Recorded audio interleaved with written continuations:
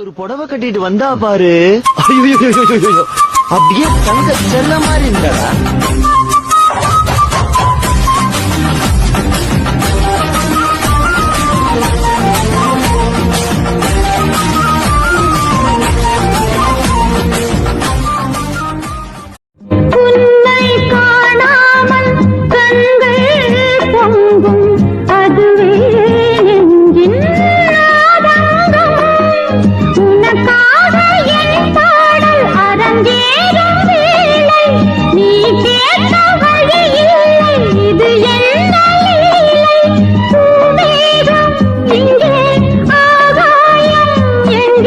நீ